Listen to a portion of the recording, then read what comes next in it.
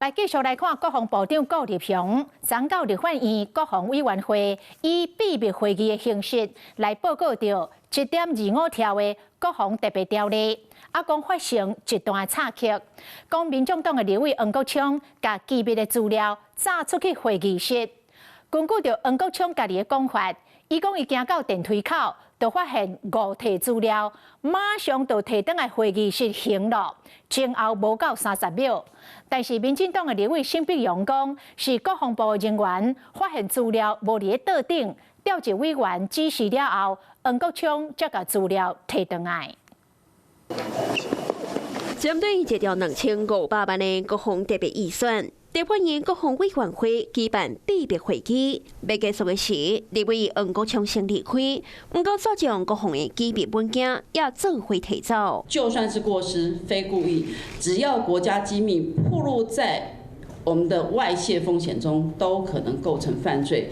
真正要被讨论的，不是到底有没有30秒。另外，立委指控，当时黄国昌准备要离开的时，调委王定宇搁专工交代，会议的机密资料加相关内容，拢袂使漏泄。也毋过黄国昌偷过来就做伊走，随后技术人员倒是发现机密资料互摕去，这带对面的立委林楚英也讲，桌顶拢无文件。黄国昌解释，伊无细力将文件摕去，也毋过行到楼梯口就发现虽主动交转的，强调前后少30秒尔。我走到楼梯口的时候发现怎么这叠资料里面有国防部的东西，就返回外交国防委员会。我想这一系列的行为都反映了他一个不良的饭后态度好，那如果有人说酒后上路30秒，那再回警察说这不算酒驾，这合理吗？民进党议员以参选人张炳优甲律师詹建甲今日到北检起灵告发。我们不能够放纵这样子一个泄露国防秘密的立法委员。主席怎么看有律师要告发你昨天拿机密文件出去？哪个律师啊？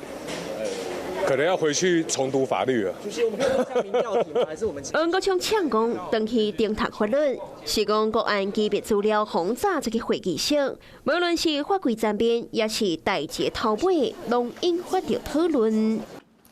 Hello， 我是蒋欣梅，想要抢先掌握最及时的新闻资讯吗？赶快订阅、按赞、开启小铃铛，锁定华视新闻 YouTube 频道。